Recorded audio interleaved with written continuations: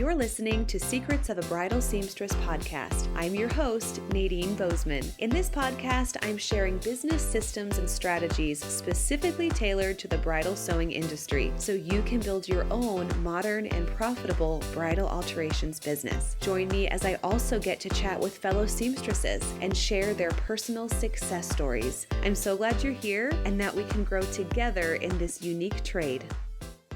Hey friends, before we get into another episode, I wanted to share with you about a free private podcast series that we have available for you, all about the subject of branded fitting packages.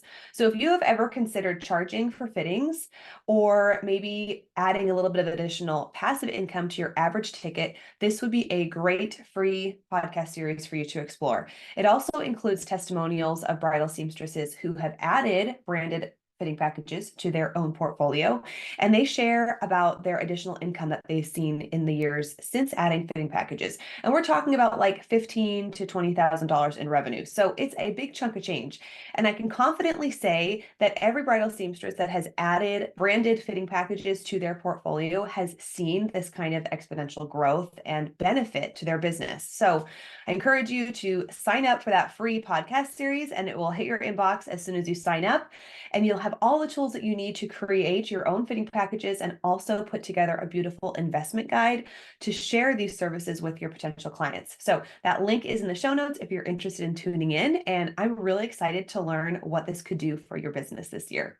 Welcome back to another episode of Secrets of Bridal Seamstress. I'm so excited to be here with Hailey Rowe. She is a consulting and business and marketing coach based in Illinois, and she has a lot of things to share with us. I'm particularly excited to have you here because we have a lot of guests that are focused in the wedding industry itself. So to a certain extent, not like we have a more narrow scope, but kind of, because we're like so focused on marrying couples. So to have your broader perspective is going to be really helpful. So today we're going to focus on how to avoid social media overwhelm, which I know is something that like really comes up for a lot of you listeners, and I get a lot of messages about that, but how to still like retain your clients and attract new clients without feeling like super overwhelmed. So first of all, thanks for being here.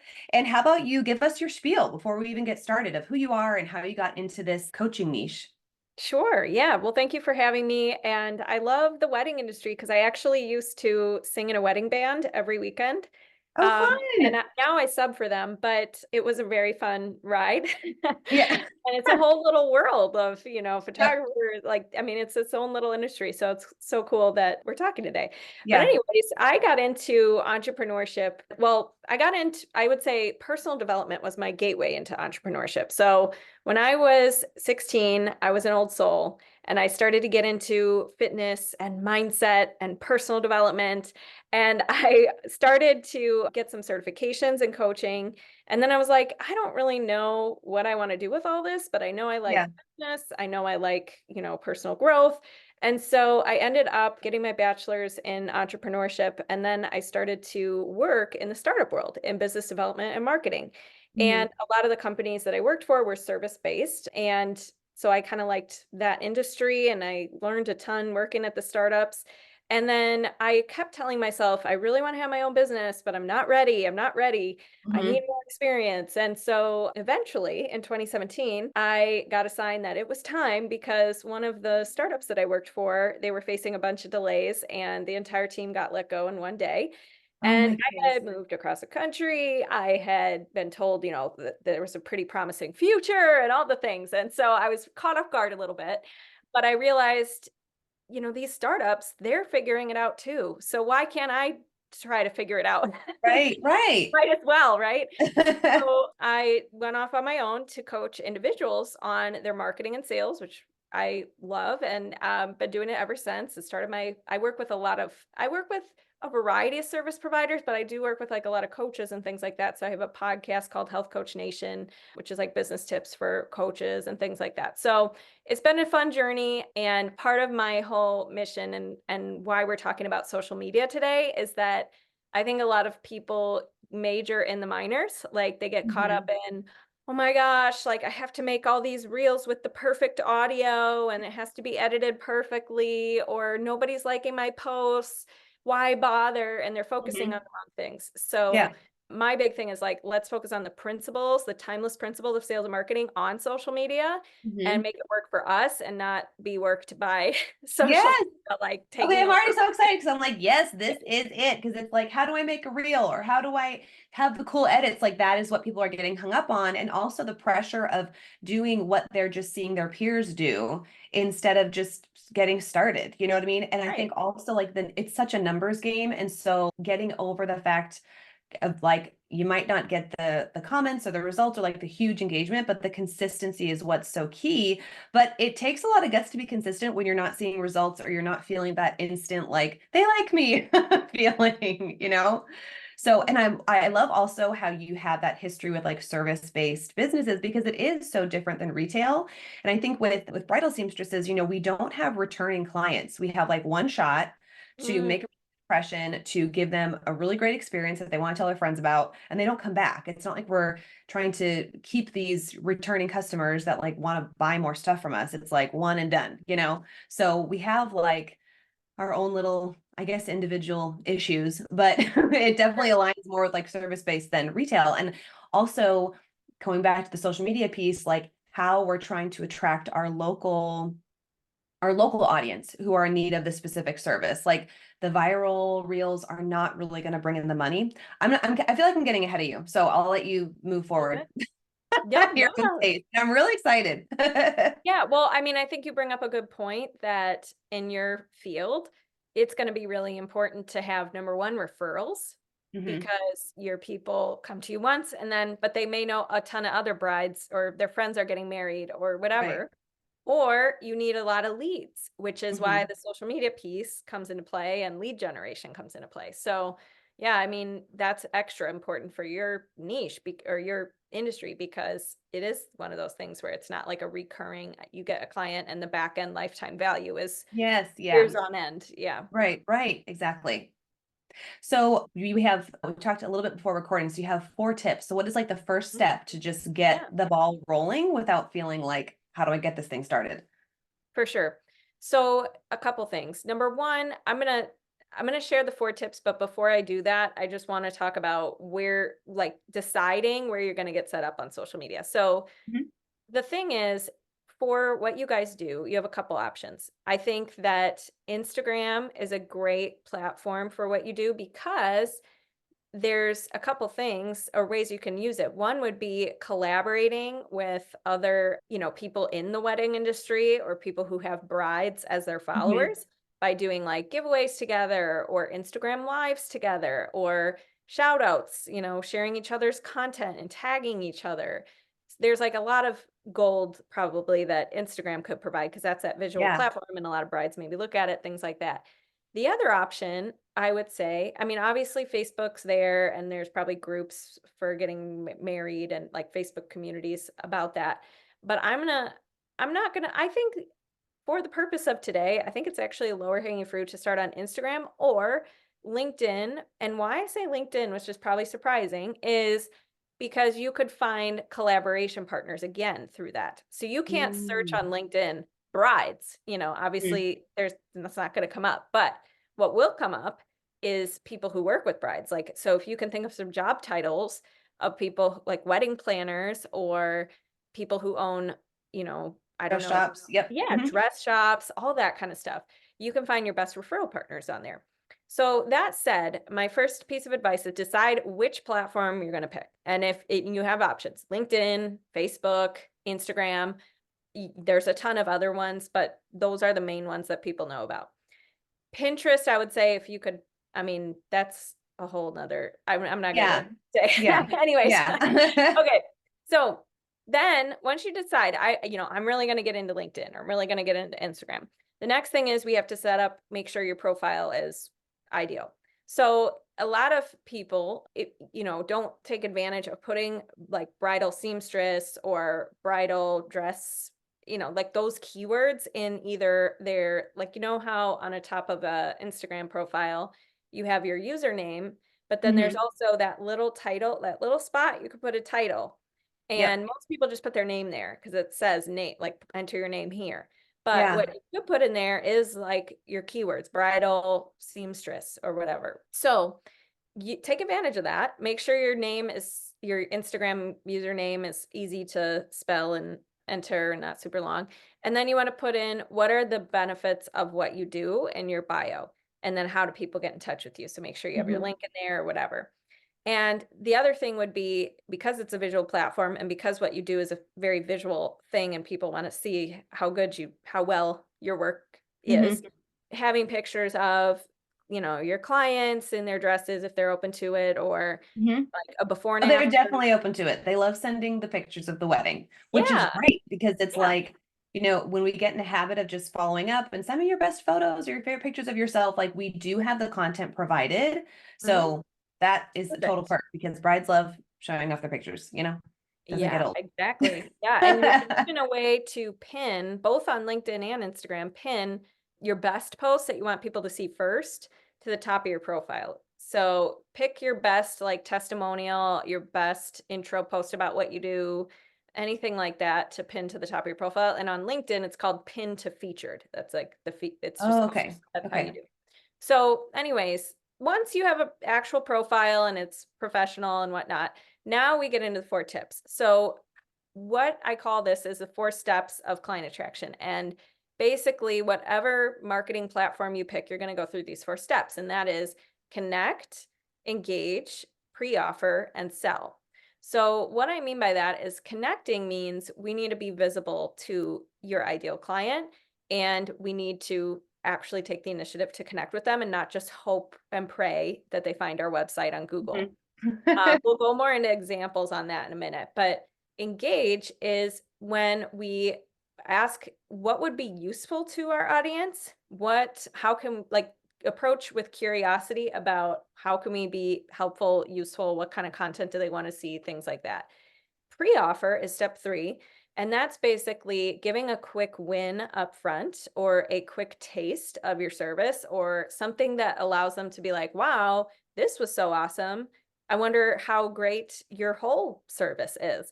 And then the sales piece is obviously inviting them to that next step with you to get there to be their chosen bridal seamstress, right? Mhm. So with these steps, with connecting, what I want everybody to think about is 2 things. Number one, how can you have 2 options. You can either connect directly with women who seem like they may be getting married, or women who are brides who might have friends who are also Right. brides, or are married or just recently married or whatever. Or you can connect with partners to get in front of brides, right? So one thing that on Instagram, for example, I would probably do is I would make a list of potential partners. So probably like, you know, bridal dress shops in your area. And they Mhm. probably have an Instagram account, or at least they're on some form of social media. Yeah. Oh, yeah. Or what would be another one? Maybe like catering companies. Now, Mhm. obviously they might be the tricky part is you want to be partners with these people, but you want to be early enough in the game where they didn't already plan everything, Right, so you right, have right. to Yeah. maybe So finesse I them. think that would be more like the dress shops, the Yeah. planners, Yeah, the planners those are for kind of, sure. and then the photographers are also booked pretty early. I feel like Mhm. catering, the cake, Comes like that's kind later. of later on in the planning Yeah. process. But that would be a great partnership. Or also like if you kind of Engage. plan some kind of like educational series where you could Yeah. be walking through that whole timeline. So you're kind of heading, like you're hitting all of the main points of like your booking, but in some kind of timeline. So I Yeah. love that idea. And even engagement ring shops or like Mhm. jewelry places, because that's a first step, obviously. Oh yeah, You yeah. have to get engaged. So anyways, you make a list of that and then find accounts that would have that your audience as their audience. And what happens on Instagram, what's cool, and same thing with LinkedIn, is on Instagram, when you follow someone, it'll pull up more accounts like this. So once you get a couple, you'll get in that world of like, oh, here's a bunch of Right. that have my people as their followers. Okay. And same thing on LinkedIn, you get connections. Like, so you'd send connection requests instead of following people. That's the equivalent. And once they're in your network, it'll say, like, hey, here's some other people like this that you may want to connect with. It definitely So, makes it easier after the first couple steps. yeah, exactly. So you get in a little bit of a momentum. So the first step is to start making those connections. Now, what the next step would be, and obviously if you wanted, you could also just follow women who seem like your target audience, but I'd probably suggest the partnership angle because it's probably just more efficient, potentially if you guys actually collaborate. So then the next step is to engage with them. So this is the stage where you would say, hey, so and so dress shop, I noticed we're both working with brides. Would it make sense to connect and explore collaboration? So notice how it's an open-ended question. It's seeing how can we maybe make this a win-win or be useful to each other. Mm-hmm. It's not like a sales pitch or hey, we need to Right. work together, whatever. So, and then if you were doing that with, if let's say you were taking the approach of following brides or women who look like they may be brides or whatever, your approach may be different. It may be like when they follow you back, you just may say thank you. And you may just say, what kind of like what stage in your planning are you for the Yeah. wedding? Yeah. That's so exciting. Like find Yeah. out from them where they're at Yeah. and see maybe a piece of content based on the stage they're at. You could do a post that would be helpful to them or Yeah. and something that would be useful. So I that's love a how you mentioned the shop because I think a lot of us already have some kind of relationship with there we call them our feeder stores. You know what I mean? Where they're the ones who send us the brides and the dresses and all the things. But I feel like a lot of us, that's just kind of where it ends. We're like, okay, we have the connection of being sent brides, but we haven't thought of like how to truly collaborate with them because they want new clients just as much as we want new yeah. clients. So it's also like offering our like social media presence to help them. And it's like truly serving each other instead of feeling like, okay, you're just the one who gives us the dresses. It's like we can actually work Yeah. in partnership. So I get excited about that idea. That's really cool. Yeah, you guys could bundle services. You could do a live swap on Instagram where both of your Hmm. audience will get notified that you're going live together. You could, do a share, like share each other's posts as we talked about, things like that. So you could do Yeah. a shout out in an email if you have an email list. So there's a lot of options, but basically you do want to start to engage and take it one step further than just being like, oh, let's stay in touch and let's refer each other.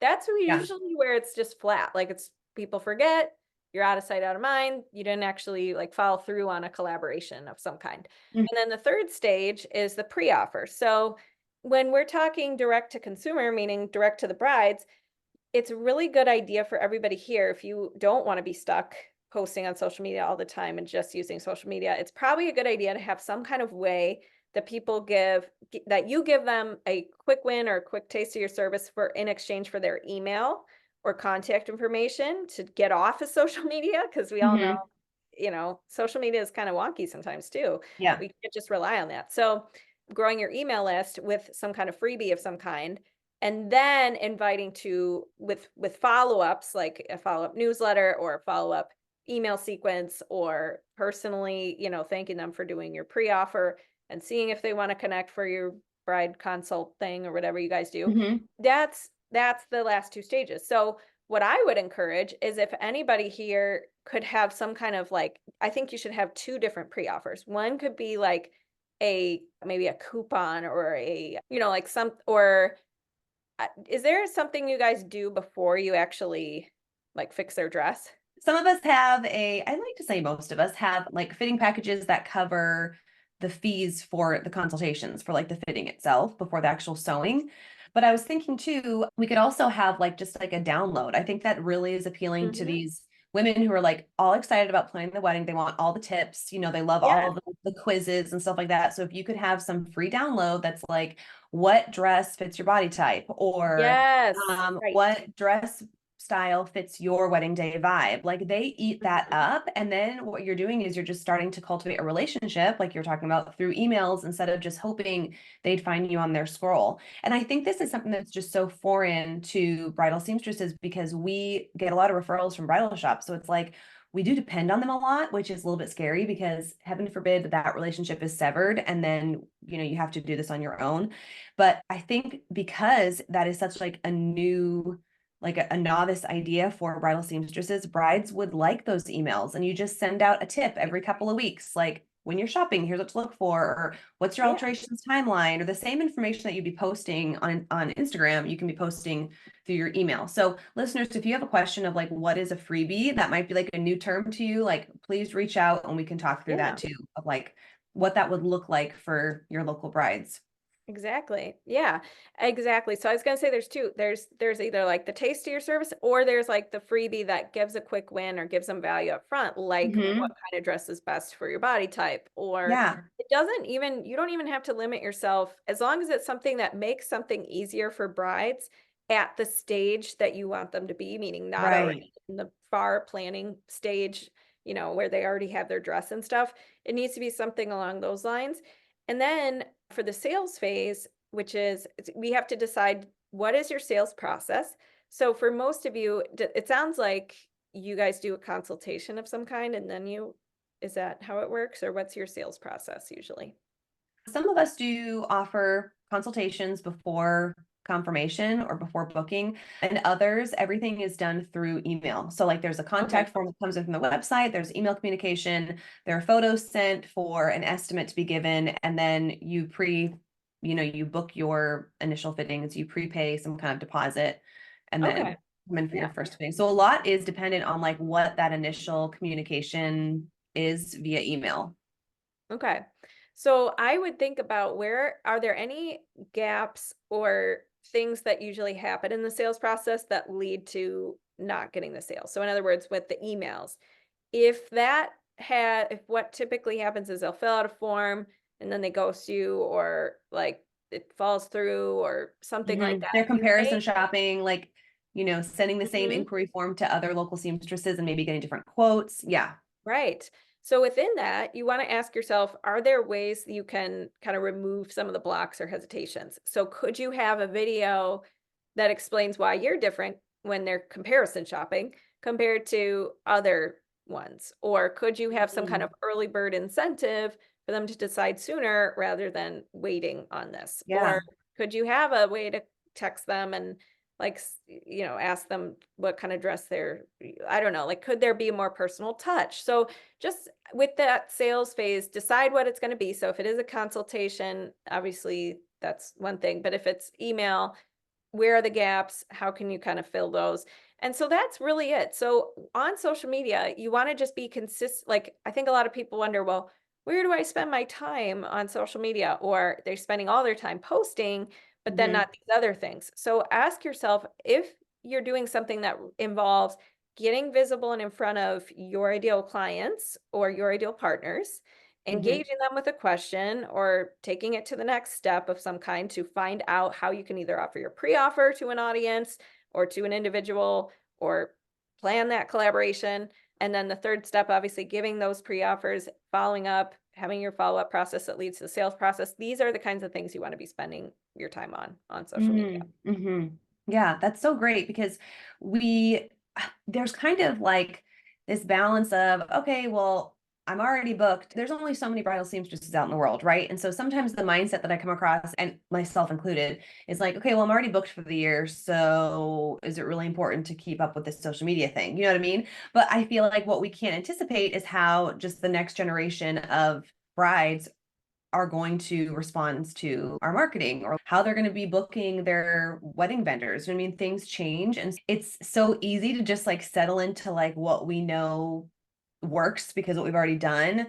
Mhm. It has, got us bookings this far, but like there's no guarantee that it's going to work in the future. So these are Right. really great, like fresh ideas. Like, okay, this is what can kind of guarantee that we'll be seen via email as opposed to like just the algorithm or whatever. Mhm. Oh, Yeah, yeah, variety. Yeah. And not right. relying on one partner or one. And the other thing I would say is, like, everybody here, if you haven't already reached out to all your past clients and been like, "Hey, I started a referral program. Here's how it works. If you ever have a bride friend who enrolls in getting their dress Hmm. fixed with me." I keep saying dress fixed. I know you probably have a better way of explaining all this. But that, like, you'll get, maybe they get a nice gift card or something. Hmm. Maybe they That's get awesome. $50. I don't know, but Yeah. Well, you you're know, not off because I have a local, I love the power of like your connection with local small businesses, whether or not they're like wedding related or not. Like everybody wants their brand shared, so you could reach out to local businesses and ask for some kind of promo code from them. So once the bride is done with you, like they're not going to be coming back for more yeah. alterations on their dress, but you could offer like this gift. Or what a lot of our listeners offer are dress cleaning and gown preservation services.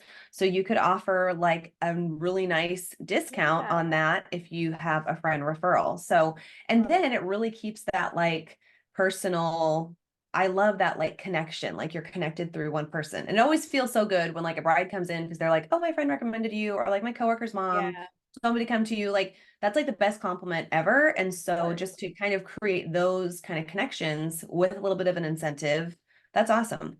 And those are the things that we kind of look over because we're so used to just getting these referrals. Like we're on a list, from a bridal shop. And so it just lets us get a little lazy. And Mhm. I think that's when we just kind of relax and assume that we're going to be the first one called, it kind of creeps up on you when all of a sudden things kind of slow down. Or like I said, if that relationship for whatever reason severed, it's like, Right. yeah. Yeah. So what other tips can you share from the service-based businesses that you had experience with? Like with the startups, were there some things that just worked really well to attract clients, or even from like the very beginning? Like I'm thinking of listeners who are like, this is their first year trying to Mhm. attract brides, trying to build those relationships. Because Yeah. I'm sure you've seen the good, bad, and the ugly working with different startups. Definitely. Well, and I think the thing is, most people underestimate what it takes and the timeline. Mhm. And so, my Right. advice for newbies is expect it's going to take way longer and be pleasantly surprised. I So, love that. Yes. yes. Yes. So, like, it all comes down to the number of offers that you make for either pre-offers, collaborations, to work together with somebody, minus your no's equal your results. And so volume and consistency and curiosity and just being a person who's always looking for win-win ways to collaborate and connect and be Mhm. a connector, those are the people I think that make it in business. Because and the other thing is they don't take it, they don't think, "Oh, I made 3 offers. I had 0 yeses. I'm a failure. I need to quit. I've tried so hard." That's like nothing. That's like 3 people, right? Right. So, Right. I think we have to adjust that, it's just a math equation, and yeah, and what tends to happen because we love what we do, and if you're in this field, you probably love doing this, and so Mhm. there's a lot of personal heart that goes into your business, but then what Right. happens is you take everything personally, and then you get exhausted because it's exhausting to make everything mean something so deep, right? Right. Versus if it's like, Absolutely. this is data. I put out this many offers, minus my no's. I'm learning, and that's the other thing. Can you learn from your no's? If you get somebody saying, "Oh no, I went to so and so because XYZ," it doesn't mean you should always just be changing your offer just because someone else is pricing it a certain way or anything like that. But it is feedback, and it Mhm. doesn't have to mean, oh, you failed and you suck and whatever. But it does need to be like, wow, interesting. That was a win because I got this feedback and now I can learn something from it, grow from it, address it in my content. Like sometimes I think, like, example, I got an email the other day from somebody who was like, "Do you work with men too?" And I was like, "Oh, yeah, I do." But like my marketing is pink and my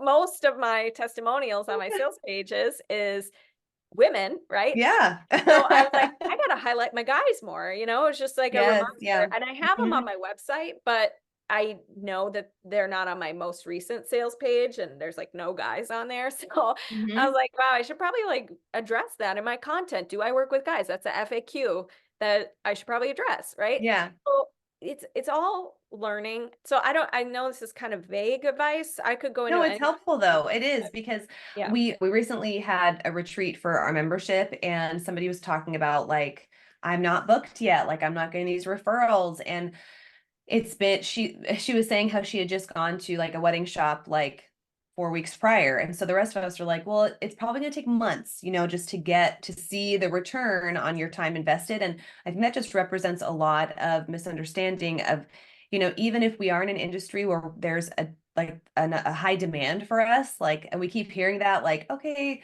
bridal seamstresses are retiring, there's a big need for us, but it still takes time for the word to get out there and it still takes that consistency. And so it's not like we're going to announce, okay, we're open and then are going to be Yeah. flooded with clients. So I think that's really encouraging. Like it's nothing to take personally, but you got to keep going. And then also, yeah, being open to understanding why people maybe didn't book with you. And it doesn't need to be something obsessive, like, well, why did you choose? Who did you go Yeah. with? And but just if somebody offers feedback, then Yeah. like there was a bride who I sent her a follow-up email and she said, oh, I decided to go with, somebody else because I heard back from them sooner. And so, thank you Mhm. anyway. And so then I sent a response and I was like, thank you so much for letting me know, because it kind of does stink to like think that you have this like, okay, Yeah. this is blocked and then whatever. Well, then I got an email from her like a month later, and she's like, hey, I just want to let you know that the communication with the seamstress has been really awful. And I Oh, wish that I didn't book with them. And thank you so much for like your kindness. And so wow. that made me feel really good, because at first I was like, okay, I'm not going to beat myself up over like not responding immediately to this inquiry because Exactly. life happens. But it Mhm. was also like, okay, I can keep responding the way that I do and, wording things the way I do, or like, because Mhm. obviously it made an impact on this bride. I mean, I felt bad that she wasn't having the best Yeah. experience, but, Yeah. Well, you and know, sometimes it's just not a fit too. Like the feedback you'll yeah, get will be like, "Oh, I'm just not my offer is not what they're looking for." Like, yeah, exactly. I've had people say to me, "Oh, because, you're not putting faith-based teachings into every business thing that you do, like that's not I want something that's 100% faith-based in every module." Like, Oh, okay. I'm like, Yeah. "Okay, well, I guess, I'm not Yeah. I faith-based, but I'm not like I don't bring it into my, entire Yeah. work." Yeah. Yeah, sometimes it's just you're not a fit and that's okay. But the other thing that you brought up, which is a good point, is how you ask for the feedback. Like you never want it to be accusatory or like the tone needs to be looked at. So Hmm. one thing I like to do is just kind of be like, thank you so much for letting me know. I really appreciate, or I would really appreciate any feedback that can help me improve for future, you know, communication I have with people, open to hearing more about, why you chose what you chose or something like that. You Hmm. just want to make sure that it's not like, well, why did you pick the other company, Right. Um, Exactly. Tell me yeah. your horror story. Yeah. Or like, what didn't you like about me? Exactly. Mhm. Yeah. Hmm. But the other thing I'll say about your field is if your peeps are not getting jiggy in the local community, like that is where it's at. Like for you Yeah. guys, if you can be in a local women's networking group, if you can be, I mean, I'm not saying I do think you need to be on social media these days and you need to be visible there. And it's also very easy from the comfort of your own home to even Hmm. find local people on social media to Yeah. collaborate with from your house. But like if you're not on Google My Business as a local business owner, local bridal seamstress, you should definitely do that. And any other community events, like my mom's a realtor, so it part of, and she's been very successful at it, but she's like the most social butterfly person I know in our community. Like she's like the Hmm. mayor here. Like she is in book club, pickleball, you know, chamber of commerce. Classic Like book club I and can't even pickleball. keep up with her at all. But she knows everybody. So it's Yeah. like that's helpful for her business. Oh, Not, totally. not why she does all that. She just like loves that. But I Hmm. will say, that is pretty important for what you guys do. Yeah, yeah. And it can be really easy to overlook and just kind of like assuming the clients will come to us. And I think too, as we talked about before we hit record, like we can get so stuck in just like the wedding bubble that we forget to like recognize everything that we can learn outside of the wedding industry, and like how other local businesses are running their business. Or like I just had lunch last week with a girlfriend of mine, and she's in marketing here in Olympia, and she has something to do with weddings, but we were able to talk about like patterns that we're both seeing in our clients in 2024. You know what I mean? Yeah. That it's like, and it also made me feel like, okay, so this isn't just happening in the wedding industry, this is happening everywhere. So it's like getting outside of just the wedding vendor bubble is also super good for you. Mm-hmm. Like talk Totally. about what's working, what's not working. Like we all kind of have similar pain points as business owners. So it's like, just get out there and meet the people, even Yeah. if Oh, you're that brings up a good point awkward. about ideas and stuff. I think it's really valuable to read a book about a marketing book, for example, about a different industry and take the ideas and transfer it or make it unique Mhm. for yourself. Like I read this book a couple years ago, I think it's called, and it was about carpet companies, like carpet cleaners or something. And it had nothing to do with what I do. But it's about like how to be the best, most called, most booked carpet cleaner ever. Mhm.